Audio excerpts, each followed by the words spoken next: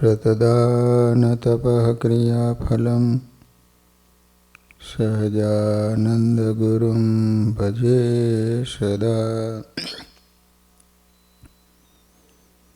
बोलो स्वामीनारायण भगवाननी, श्री हरिकृष्ण महाराजनी, श्री राधाकृष्ण देवनी, श्री नरनारायण देवनी, श्री लक्ष्मीनारायण देवनी।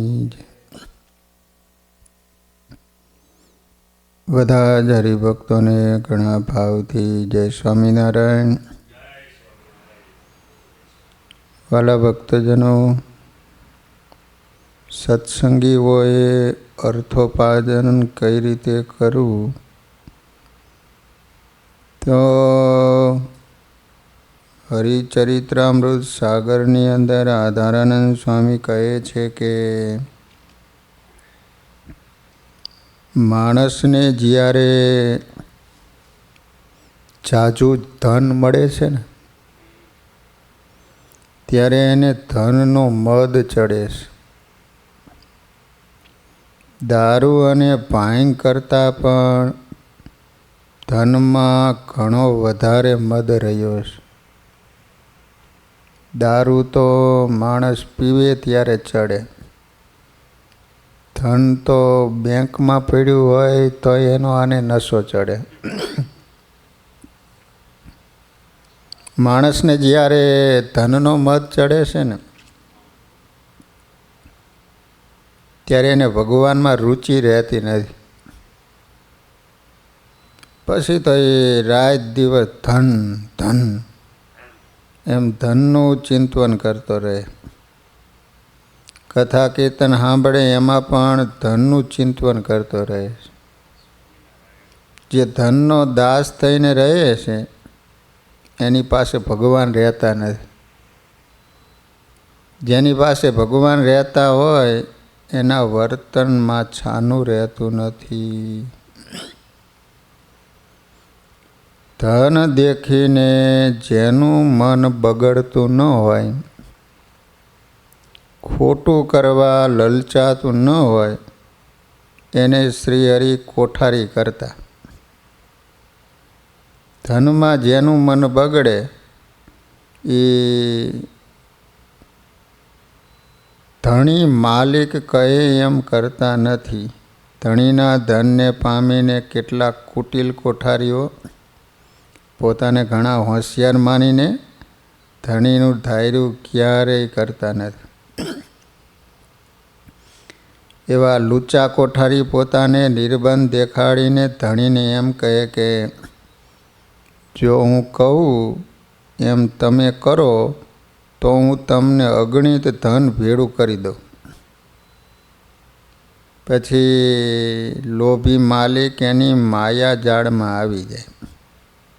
ભગવાન સિવાયના ઘણા બધા લોકો ધનના દાસ છે। ધનની આશા એને ક્યારેય પૂરી થતી નથી।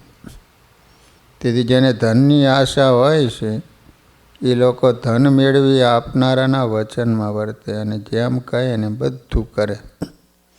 આમ ધનમાં આસક્તિ હોવાથી ધનના મૂળ ધણીને તે શેઠ લોકો નોકરની જેમ વર્તાવે। જેને ધનનો લોભ હોય છે ને તેઓ તેને જેમ નચાવે ને એમ નાચે। એક ભગવાન જ એવા છે કે ધનના લોભરૂપી પૂરમાં કરોડો વાતે પણ ક્યારે ખેંચાતા નથી। તેથી તો એ ભગવાન કહેવાય છે। લોકો કેવા મૂર્ખ હોય છે, સારા કામમાં એક કોડી પણ ન ખર્ચે અને ખોટા વાદ વિવાદમાં બધું ખર્ચી નાખે। જુઓ તો ખરા કેવા મૂર્ખ લોકો હોય, એમને કોઈ વિચાર પણ આવતો નથી। જ્યાં ઉગે નહીં ત્યાં વાવે અને જ્યાં ઉગતું હોય ત્યાં વાવે નહીં। આવા એ મૂર્ખ હોય છે।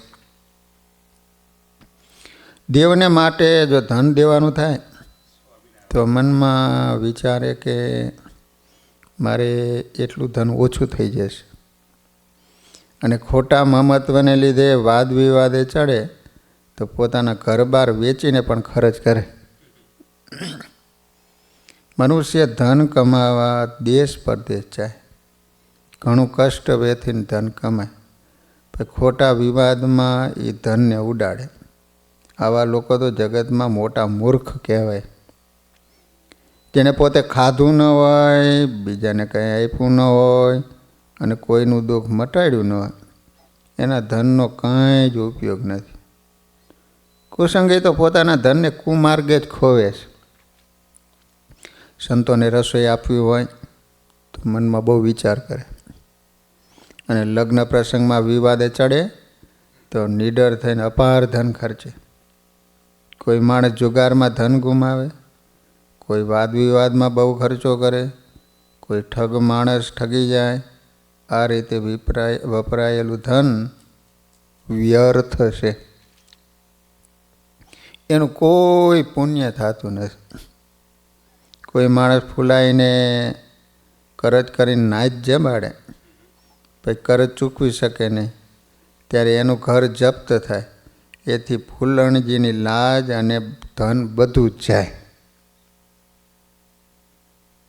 એક વેપારી કરોડો રૂપિયા કમાયો હતો, કરોડો રૂપિયા. આ રૂપિયાથી બીજું કાંઈ કામ કર્યા વિના આખી જિંદગી બાદશાહીથી જીવાય એમ હતું. પણ એને થયું કે 50 કરોડ કરીએ. તેની એક ફેક્ટરી ખરીદી, બધા પૈસા એમાં નાખ્યા. ફેક્ટરી ચાલીને દેવાળું કાઢવું પડ્યું. આનો ધક્કો લાગ્યો હૃદય ઉપર, હૃદય રોગનો હુમલો આવ્યો, ખાવા ધાન ન રહ્યું. ફાયદામાં એને અશાંતિ મળી. ભગવાન સ્વામિનારાયણે ગરડા અંત્ય પ્રકરણના 38મા વચનામૃતમાં દ્રવ્યાદિકના લોભને અશાંતિનું એક કારણ કહ્યું છે. આપણને એમ થાય કે શાંતિના સાધનો કે સગવડો પૈસાથી ખરીદાય છે, પણ ઉપરોક્ત દાખલો જોતાં એમ જણાય છે કે અશાંતિ પણ મફત મળતી નથી. માણસો એને પૈસા આપીને ખરીદે છે. આ વેપારીને અશાંતિના કરોડો રૂપિયા ખર્ચવા પડ્યા. આ ખરીદેલી અશાંતિથી જીવન બોજારૂપ લાગે છે, અને એને હંમેશા મરણ ઈચ્છા રહ્યા કરે છે. ભારતનો અકિંચન લંગોટી ભર બેઠેલ એક સાધુ સિકંદરને ભિખારી કહી તુચકારી નાખે છે, ત્યારે સિકંદરની આંખ ઉઘડે છે. એમ કે મારી સત્તા, ભૂખ, પૃથ્વી લાલસા કે રાજ્ય તૃષ્ણાને વશ થઈ દિશાવિહીન દોડતો હું હકીકતે ભિખારી જ છું. તેને જીવનમાં ઘણા રાજ્યો તાબે કર્યા હતા, ધન મેળવ્યું હતું, પણ અંત વેળાએ વસિયતનામામાં એને લખાવ્યું છે કે મેં જે કંઈ મેળવ્યું છે તેનાથી મને શાંતિ મળી નથી. હું એ પૈકી કશું સાથે લઈ જતો નથી, ઠાલા હાથે જઈ રહ્યો છું. સિકંદરે જીવનભર ભેગું કર્યું, પણ ભોગવવા ન રહ્યો અને અશાંતિમાં મર્યો. સત્તા, સમૃદ્ધિ અને સ્ત્રી, આ ત્રણેય દ્રષ્ટિએ દુનિયામાં કિંગ તરીકે ખ્યાતિ પામેલ કિંગ સોલોમન પણ વૃદ્ધ વયે અંતરદ્રષ્ટિ કરતો કહે છે કે આ વિશ્વમાં કોઈ એવી વસ્તુ નથી કે જે મેં પ્રાપ્ત ન કરી હોય. કિંગ સોલોમન બહુ શ્રીમંત હતો. 1000 રાણીઓ, સોનાના વાસણો, હીરા જડિત મહાલયો, રથો, જે કંઈ મેં મેળવ્યું છે બધું બાચકો ભરીને હવા છે, હવા સ્વલ્પ. મારી દોટ હવા પાછળ હતી, કારણ કે મને આ પૈકી કોઈ શાંતિ પમાડી શક્યું નથી. કિંગ સોલોમન હતો, એને 1000 રાણીઓ હતી, 1000 પત્નીઓ હતી. હોનાની થાળીમાં ખાનારો, બધા વાસણ હોનાના હતા, રાજમહેલ હતો. તે અંતે કહે છે કે આટલું બધું મેળવવા છતાં મને શાંતિ ન મળી. નેપોલિયન વિશ્વનો શ્રેષ્ઠ રાજવી યોદ્ધો, સંકલ્પ કરે અને રાજ જીતી લે. કયાગૃ સૈન્ય, ભર યૌવન, સંપત્તિની છોડો ઉઠે. એ કહે છે કે મારી પાસે શું નથી, છતાં મારી જિંદગીમાં મેં 6 દિવસ સુખના જોયા નથી. I have not seen 6 happy days in my life. સસ્તું સાહિત્ય દ્વારા પ્રકાશિત મહાત્મા ટોલ્સ્ટોય પુસ્તકમાં તેઓ કહે છે, મારી ઉંમર પૂરા 50 વર્ષની નહોતી. સુશીલ, વ્યવહાર કુશળ અને પ્રેમાળ પત્ની હતી. બાળકો કયાગરા અને સમજુ હતા. મારી પાસે 1000 એકર જમીન હતી. ઓછી મહેનતે જમીન મને સંપત્તિ આપતી. શરીર અને મનથી હું બીજા કરતાં અધિક સુખી, બળવાન અને નિરોગી હતો. છતાં મને મારું જીવન હેતુ શૂન્ય લાગે છે. મારા 25 વર્ષના જીવનનો તટસ્થપણે વિચાર કરું છું, તેમાં મને અંધકાર દેખાય છે. મારા પગ નીચેથી પાટિયું ખસી ગયું હોય અને હું અધ્ધર લટકતો હોય એવું મને લાગે છે. સત્સંગ અને ભગવદ આશ્રય વિના જીવન આવું હોય છે. આ બધા મોટા મોટાના વિચારો રજૂ કરે છે. મૃત્યુ વખતે પણ મોઢા ઉપર શાંતિ હોય તો જીવન જીવતા એવડું કહેવાય. સત્સંગ, કથા, વાર્તા, સંત સમાગમ વિના આ શક્ય નથી. ગુણાતીતાનંદ સ્વામી યથાર્થ કહ્યું છે કે આ જીવને 5 વાના અવશ્ય જોઈએ. 5 વસ્તુ જોઈએ. એક તો અન્ન જોઈ, બીજું જળ જોઈ, વસ્ત્ર જોઈ, નિદ્રા એટલે ઊંઘ જોઈ, અને સ્વાદ મધ્ય મીઠું જોઈ. આ વિના બીજું બધું ફેલ છે, ફેલ. ભર્તૃહરિ કહે છે કે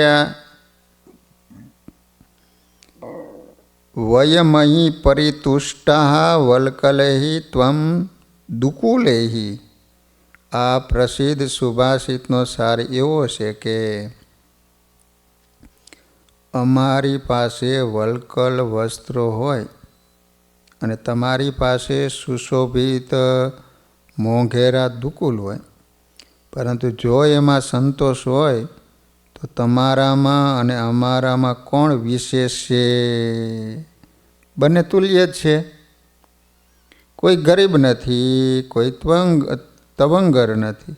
સંતોષી છતાં સમૃદ્ધ જ છે. એ પૈસાદાર હોય તોય પણ ભલે, ન હોય તોય ભલે. ગરીબ તો એ જ છે કે જેની તૃષ્ણા અપાર છે. એવી તૃષ્ણાથી પીડાતા રાવણ પાસે મંદોદરી જેવી રાણી હતી, છતાં સીતાજીમાં કુબુદ્ધિ કરીને મરાયો. ઇન્દ્ર પાસે સ્વરૂપવતી, અપાસરાઓ અને સચી જેવી રાણી હતી, છતાં અહલ્યામાં મોહાયો અને મહાદુઃખ પામ્યો. યાતિ રાજાએ ઘણા ભોગ ભોગવ્યા, છતાં તૃપ્તિ ન થઈ. આજે શાંતિ મેળવવા આખું વિશ્વ દોડે છે. ભૌતિક પદાર્થો મેળવે છે, પણ એમાં શાંતિ નથી. જ્યાં એની તૃષ્ણાની દોટ વિરમશે ત્યાં શાંતિ વરમાળા લઈને ઊભી હશે. પણ બહુધા એવું બને છે કે જિંદગીભર માણસ ભૌતિક પદાર્થો પાછળ શાંતિ મેળવવા દોડતો રહ્યો. જે શાંતિની વિરુદ્ધ દિશા છે છેવટે મરે છે અને પ્રેત થાય છે. કારણ કે જીવનભર એણે કાંઈ કર્યું, એમાં વાસના બંધાઈ ગઈ. આ લોકની વસ્તુનો લોભ પરલોક જતાં નડે છે. જીવને એની વાસના બંધાય અને પ્રેતીઓને કે સર્પ થવું પડે. મિથ્યા મમત્વ બંધાવાનું કારણ લોભ, તૃષ્ણા છે. ભગવાન શ્રી હરિ વન વિચરણ કરતાં કરતાં નીલકંઠ વર્ણી વેશે સૌરાષ્ટ્રમાં લોઢવા ગામે પધાર્યા. ત્યાં ચારણ જ્ઞાતિના લખુબાઈ આત્મજ્ઞાની રહેતા હતા. ઘર પૂછતા વર્ણી પ્રભુ એને ઘરે પધાર્યા. બાઈ નીલકંઠ વર્ણીને ઓળખી ગયા. તેમનો ભક્તિભાવ જોઈ વર્ણી પ્રભુ તેને ત્યાં 3 મહિના સુધી રોકાણા. બાઈ રોજ વર્ણી પ્રભુને ભેંસોનું કઢેલું દૂધ પાતા જ્ઞાન ગોષ્ઠી કરતા. છેવટે પ્રભુ જવાના થયા ને ત્યારે બાઈને વરદાન આપતા કહ્યું. ત્યારે લખુબાઈ કહે, વરદાન માગવાનું કીધું આ લખુબાઈને.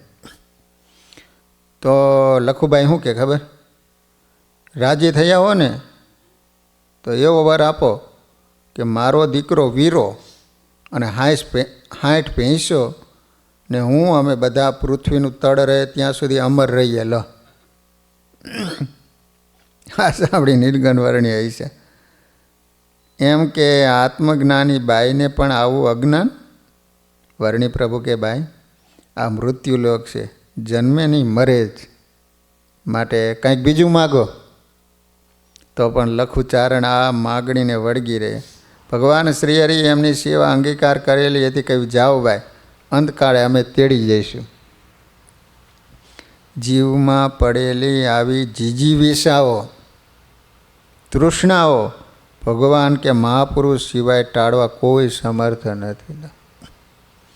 તૃષ્ણાને લીધે વધારે પડતું દાન લીધું તો વિદ્વાન પંડિત હોવા છતાં બ્રાહ્મણનું શરીર શ્યામ થઈ ગયું. સિદ્ધપુરમાં ઓલો બ્રાહ્મણ આવ્યો ને, સિદ્ધવલ્લભ રાજાની પાસે માગ્યું.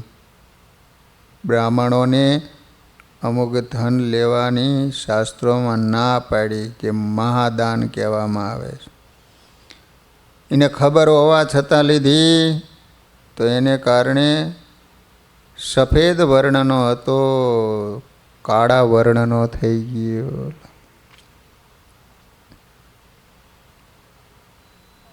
હરિચરિત્રામૃત ગ્રંથમાં સદગુરુ આધારાનંદ સ્વામી કહે, જે કોઈ પણ બાબત છે તે ચાહે એવી સારી હોય તો પણ માપસર હોય ને ત્યાં સુધી એમાં ભાવ રહે. જો માપસર હોય ને તો કરોડો કલ્પે પણ એનો અભાવ આવતો નથી. ગીતામાં કૃષ્ણ ભગવાન કહે યુક્તાહાર વિહાર છે. એ શ્લોકમાં પ્રમાણસરના આહાર વિહારની બધી વાત અદલ એકદમ બરાબર કહી બતાવી. માપ વિનાની જેટલી બાબતો હોય એમાંથી એને કોઈ સુખ આપતું નથી. જેટલી બાબત પ્રમાણસર કરે છે એને એટલું સુખ મળે.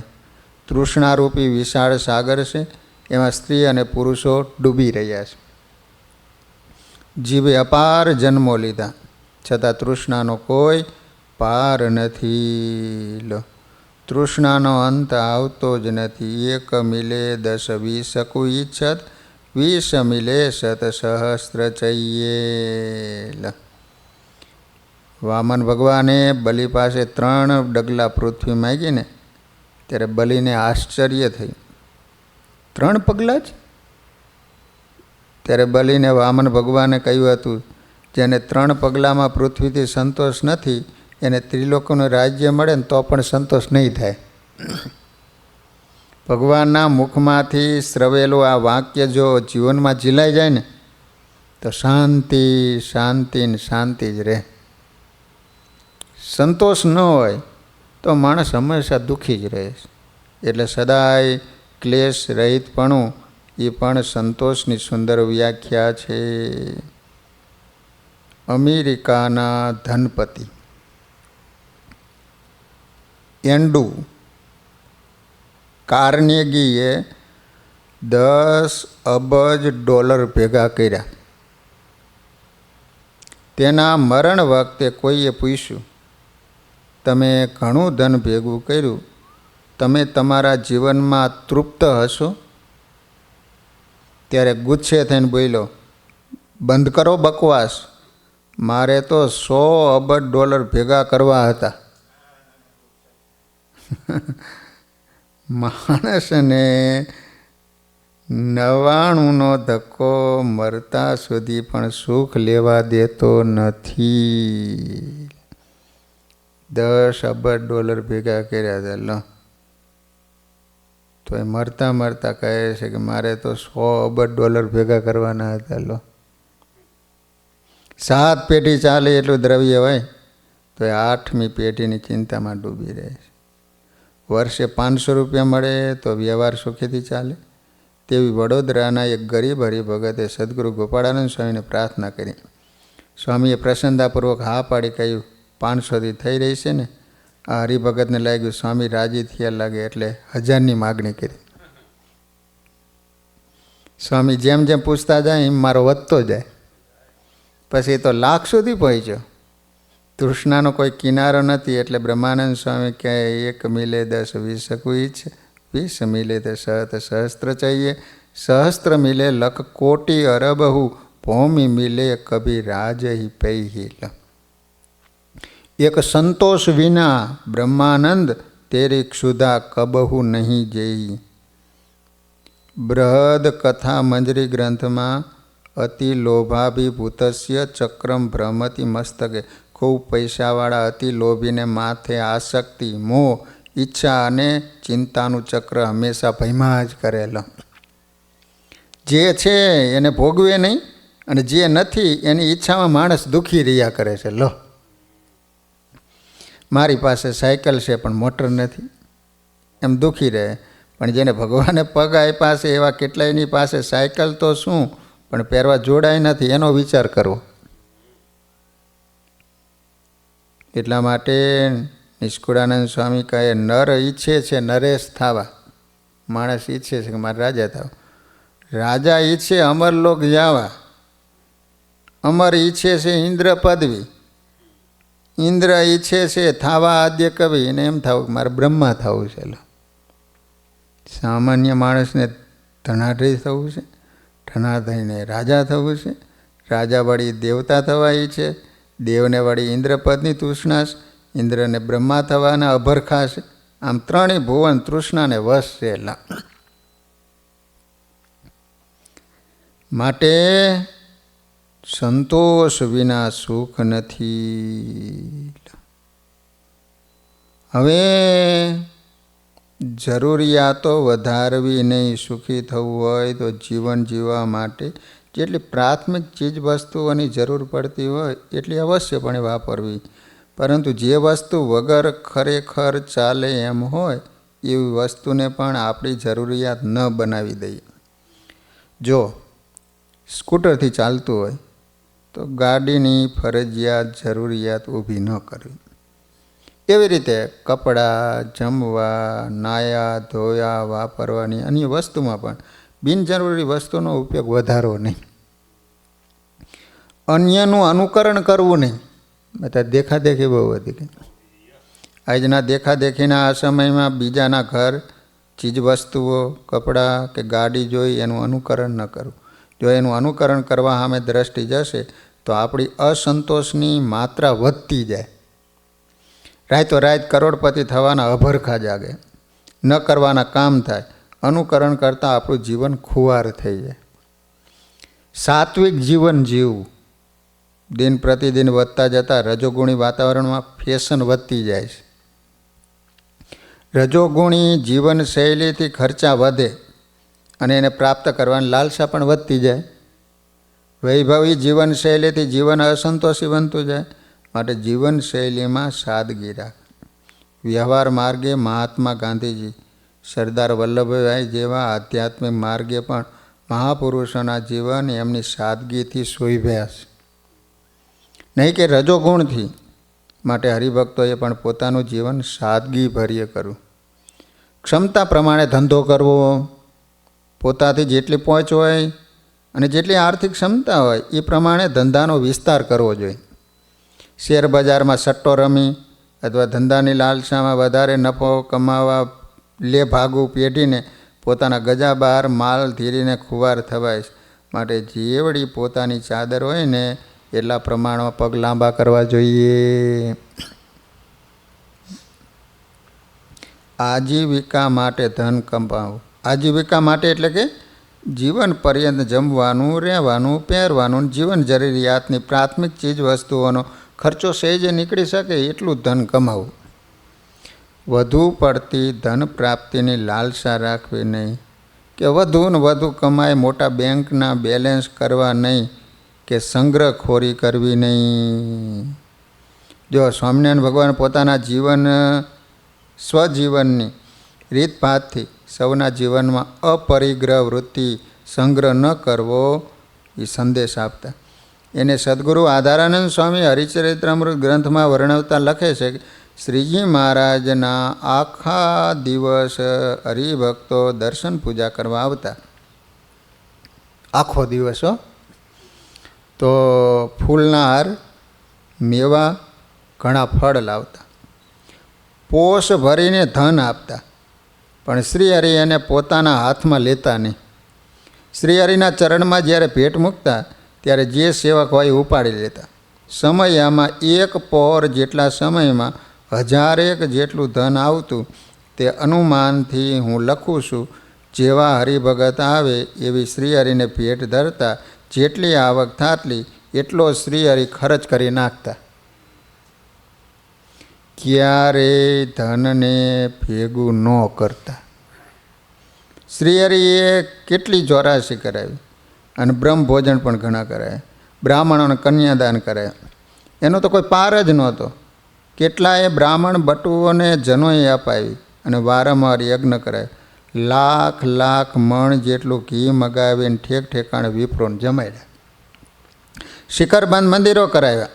એનો ખર્ચો લખ્યામાં પણ આવતો નથી. કોઈની પાસે 1 રૂપિયા જેટલું ધન પણ રાખી મુકાવતા નહીં. પોતે રાખતા નહીં, કોઈની પાસે રખાવે ન દેતા.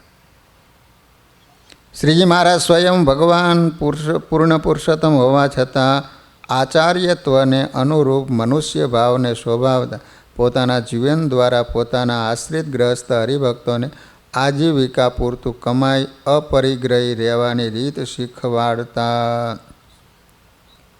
ત્રીજું, અશાંતિ કે ઉદ્વેગ માટે નહીં, પણ સુખ શાંતિ માટે ધન કમાવવું. કોઈ પણ વ્યક્તિને પૂછીએ કે ધન શા માટે કમાવો છો, તો સુખ અને શાંતિથી રહેવાય એ માટે.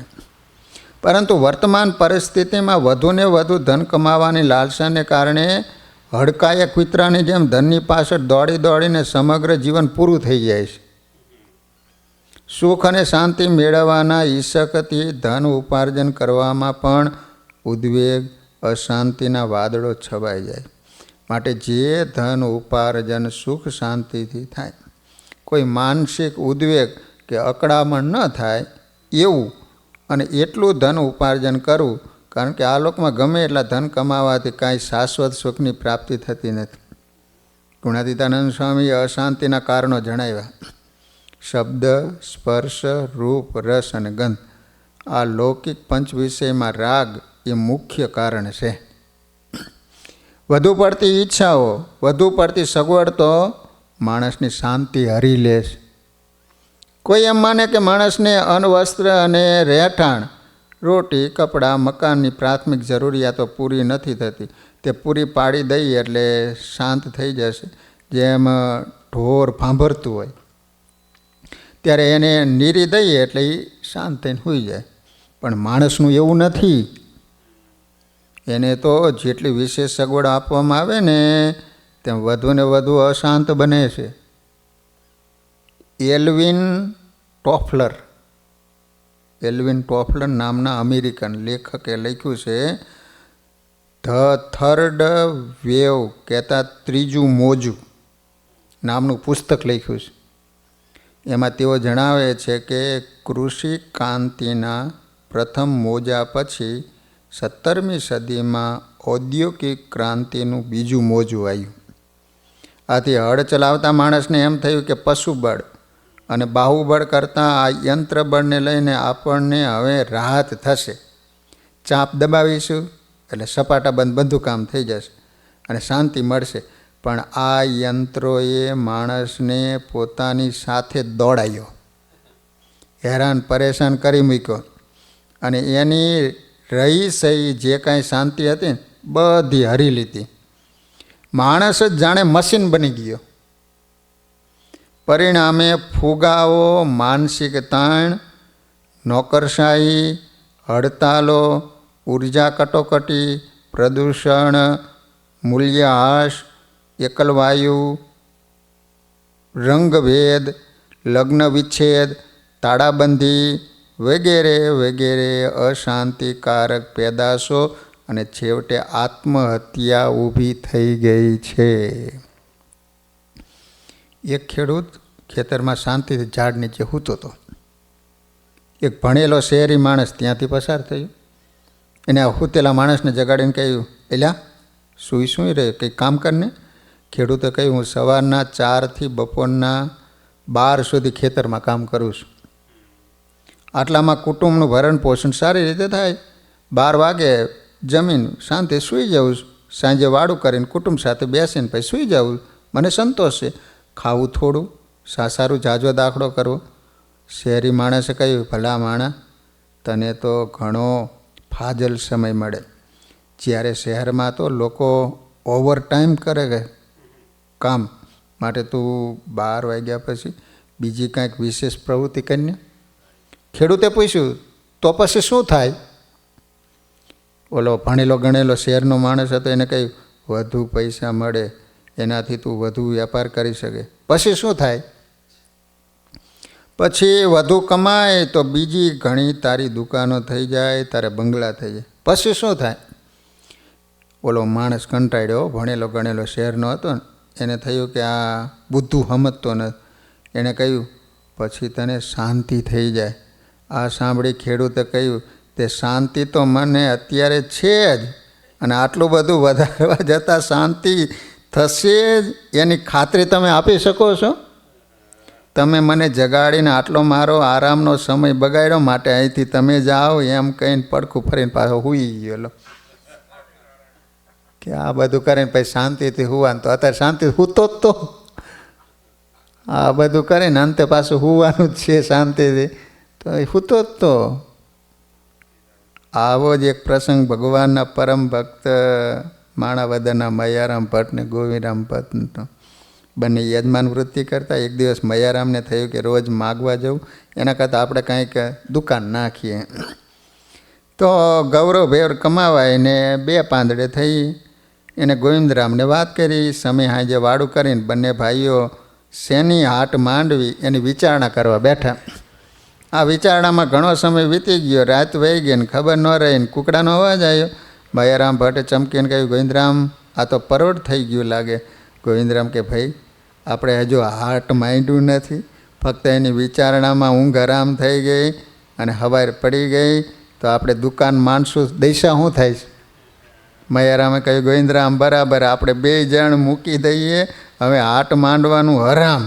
આપણો વગર મૂડીનો યજમાન વૃત્તિનો ધંધો હારામ હારો છે. જેટલો વ્યાપ એટલો સંતાપ. એ કહેવત ખરેખર સાચી છે. સહજાન સ્વયં મહારાજની છે.